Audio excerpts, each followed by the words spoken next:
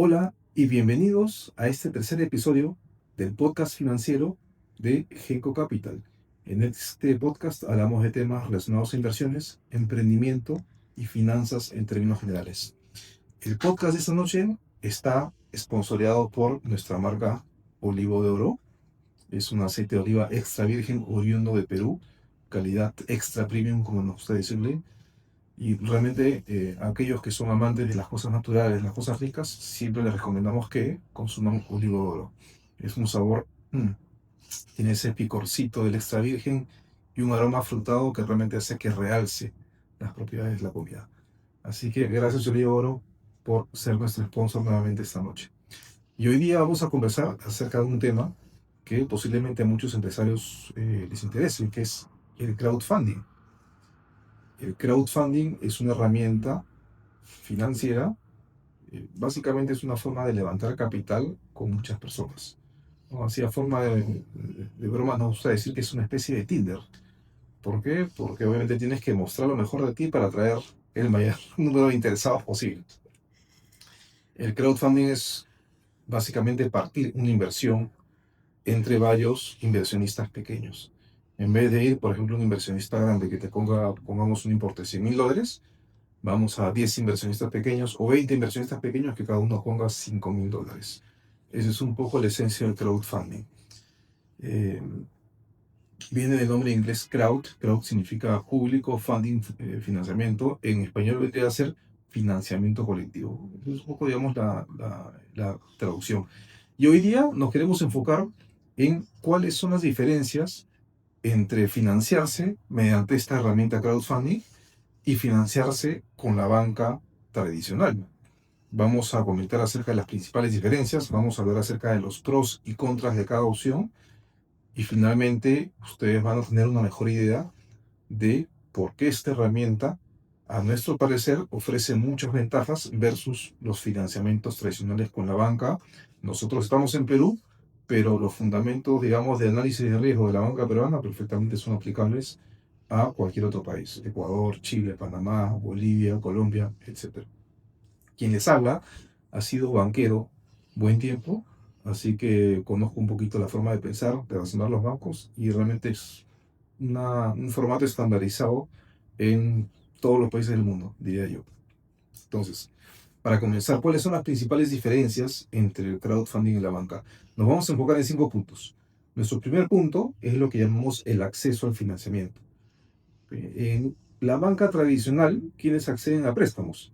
Acceden normalmente a empresas que ya tienen un poco de recorrido, normalmente que tengan de 2 años para arriba, que tengan cierto nivel de ventas, que ya tengan márgenes rentables, o sea, que la empresa sea rentable, que tenga un patrimonio mínimo para poder acceder a cierto nivel de financiamiento y que los accionistas, los principales directivos estén bien calificados en las centrales de riesgo. Eso es lo principal. Entonces, si una empresa joven o un proyecto nuevo se acerca al banco, el banco sencillamente los declina. O si, por ejemplo, los accionistas tienen menos de 25 años, los bancos también tienden a no tomarlos en consideración. No son reglas que están, digamos, puestas en el papel, pero es lo que todo banquero sabe, ¿no? Gente joven sin experiencia o empresas que no tienen más de 2 años o empresas que están en negativo, ni hablar, no hay financiamiento para ellos. ¿Cuál es la contraparte para el crowdfunding? Digamos, en una campaña de crowdfunding uno puede levantar capital desde un comienzo, o sea, puedes literalmente tener una idea, puedes tener un PowerPoint y con eso comenzar a atraer personas hacia tu proyecto, tu programa, tu propuesta, digamos, de negocio que tengas. Y esto lo vemos especialmente en países donde este tema está mucho más desarrollado, como Estados Unidos y algunos países de Europa. Acá en la región Sudamérica, hablo por Perú específicamente, es algo que todavía está, digamos, en sus etapas iniciales. Usualmente las campañas de crowdfunding se dan en empresas que, si bien pueden estar en sus inicios, quizás tienen un poquito más de tracción con empresas que ya tienen cierto nivel de funcionamiento y que requieren un poquito más de capital para poder llevar a cabo su crecimiento. Entonces vería que esa es la principal gran diferencia, el hecho de que empresas en etapas nuevas o empresas pequeñas pueden acceder al financiamiento versus la banca, donde te piden que las empresas tengan un poquito más de historia o cierto nivel de consolidación. Lo otro es que también la banca te pide colaterales, te pide garantías, te pide avales. porque obviamente ellos quieren asegurarse de que en caso de que la empresa no pague el préstamo, ellas pueden recuperar de alguna forma su inversión. En el caso del crowdfunding, se puede dar el escenario de que también hay avales, hay cierto nivel de garantía, pero normalmente hacer tickets de inversión, digamos, tan pequeños, lo normal es que no haya garantías de por medio. Es lo normal, como les digo. Cada campaña maneja su propia forma o su propia estructura. Otra principal diferencia, la velocidad, ¿verdad? En un banco, y les digo por experiencia, ¿cuál es la tramitología? Lo normal es que el empresario va con su banquero, ¿verdad? Le dice, oye, necesito tanto dinero como capital de trabajo, para comprar maquinarias, para exportación, importación, lo que fuese. El ejecutivo arma lo que llamamos un reporte de crédito, ¿verdad? Con las cifras, los balances, sacamos ciertos ratios, hacemos un análisis de cualitativo y cuantitativo, y eso va a un área de riesgos, que como dice el nombre, se encarga de evaluar todos los riesgos potenciales de la operación. Usualmente el área de riesgos tiene algunas dudas adicionales. Le dice, oye, ¿por qué las cifras se incrementaron? ¿Por qué esta partida subió, bajó? ¿Por qué los gastos son más grandes que el año pasado? Y va de vuelta al ejecutivo bancario para que de vuelta haga las consultas a la empresa, ¿verdad? Y de vuelta le responda sobre de riesgos para con esa forma, información adicional puedan tomar una decisión. El problema es de que, como ustedes imaginarán, un banco maneja, si no son cientos, miles de clientes como empresas, de empresas como clientes, mejor dicho. Entonces, todo este proceso a veces demora. Una operación puede demorar 2 semanas, 3 semanas, un mes, hasta se puede alargar un poco más inclusive. En el caso del crowdfunding, si por ejemplo se arma lo que llamamos una buena campaña antes del lanzamiento oficial de levantamiento de capital, estas campañas pueden generar tracción, pueden generar interés, de tal forma que apenas se abre la campaña de crowdfunding, esta puede llegar a su objetivo de financiamiento en un término relativamente corto. Hemos visto casos de campañas de crowdfunding en el extranjero, donde por ejemplo en 2 semanas, 3 semanas, llegaron a su objetivo de financiamiento. Nuevamente, acá en la región eso todavía es algo un poco incipiente. No hemos visto campañas que se hayan cerrado tan rápido. Lo normal es que las campañas se cierren pues, en un lapso de 2 meses hasta 6 meses, dependiendo del importe de lo que se desee levantar, más o menos. Entonces, en términos de velocidad, la banca puede demorar en un buen escenario 2 semanas, en un mal escenario 2 meses. En el caso del crowdfunding, las operaciones pueden demorar entre 2 meses a 6 meses. Entonces, en términos de, digamos, de la velocidad son más o menos parecidos o posiblemente el crowdfunding pueda demorar un poquito más. Esas son las principales diferencias en esta, digamos, en esta parte de estos diferenciales que estamos hablando. De ahí, otro detalle, otro punto, lo que llamamos el costo de capital, ¿no? Es decir, cuánto nos cuesta levantar financiamiento o sacar un financiamiento con un banco versus levantar capital mediante una campaña de crowdfunding.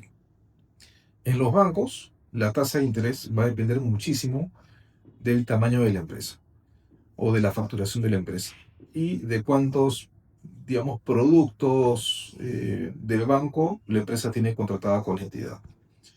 Por ejemplo, ¿en qué momentos o en qué circunstancias un banco te da una buena tasa de interés como empresa? Cuando tienes contratados lo que los bancos llaman servicios o productos transaccionales, ¿verdad? Que no son operaciones digamos, de préstamos, sino son servicios que tienen más que ver con las recaudaciones que tiene el banco a través de las cuentas de la empresa. Por ejemplo, pago de planillas, que son los salarios, pagos a proveedores, operaciones de tipo de cambio, cobros de facturas, etcétera, etcétera, etcétera. Mientras tengas más servicios transaccionales con un banco, como empresa tienes un poquito más de nivel de negociación a la hora de, digamos, manejar una tasa de interés. A mayor tamaño de la empresa, las tasas de interés son menores, porque se sobreentiende que una empresa más grande tiene menos riesgo, mientras que una empresa es un poco más pequeña, accede a tasas de interés más altas, las tasas de interés van a ser más bajas con empresas más grandes.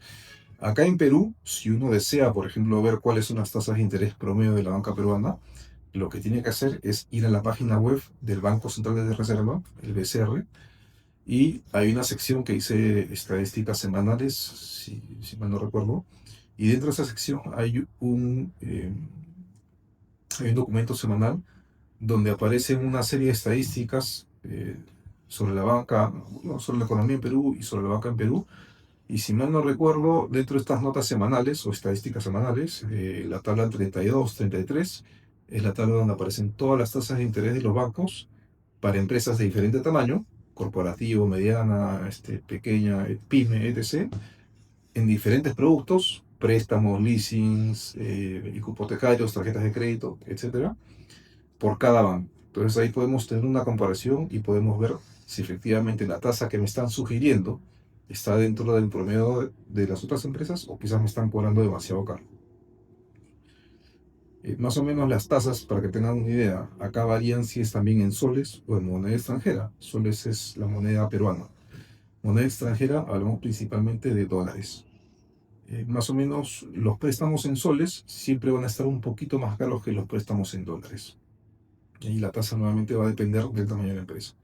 Yo he visto casos donde empresas corporativas han accedido a tasas para préstamos de capital de trabajo en soles a más o menos un rango de 6 a 7%, mientras que empresas más pequeñas acceden usualmente a tasas que van de 18% para arriba, que podría ser inclusive mucho más, 24%, 25%.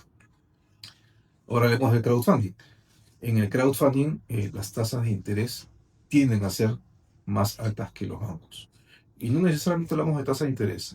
Nos vamos a referir acá al repago que tiene que dar la empresa a sus inversionistas en crowdfunding. ¿Y por qué es más alto? Porque uno, se sobreentiende que si una empresa no acude al banco a pedir un préstamo y recurre al crowdfunding es porque quizás por X motivos esta empresa no, digamos, no califica para un préstamo del banco, lo cual no hace que la empresa sea mala, sino que sencillamente quizás su modelo de inversión, su tiempo de repago no están dentro de los estándares que tiene la banca tradicional. Entonces obviamente uno recurre al crowdfunding. Lo otro es que el crowdfunding te da un nivel de flexibilidad que los bancos no te dan, ¿no? Como por ejemplo el no tener garantías. Entonces, obviamente eso se tiene que compensar con una tasa de interés, digamos, no extremadamente, pero sí mucho más alta de lo que te ofrece una institución financiera formal. Entonces, esa es otra diferencia relevante. Una cuarta diferencia, digamos, de financiamiento con crowdfunding versus la banca, es un tema de lo que llamamos reputación e imagen. Cuando una empresa lanza una campaña de crowdfunding y capta inversionistas, estos inversionistas tienden a convertirse en embajadores de la marca o del servicio o del producto que se está dando, ¿no? Imaginemos un restaurante que hace un levantamiento de capital para abrir su segundo local, su tercer local, lo que fuese. Obviamente todos sus inversionistas van a querer que este restaurante le vaya bien y por ende lo van a seguir en redes, van a compartir su contenido, van a tratar de llevar amigos a ese local, etcétera. Entonces, este es un efecto positivo que tiene que aprovecharse en una campaña de crowdfunding, el poder tener estos embajadores que permitan, digamos, mediante el boca a boca, difundir a la empresa y pueden hacer que esta empresa obviamente sea más grande y más rentable a futuro.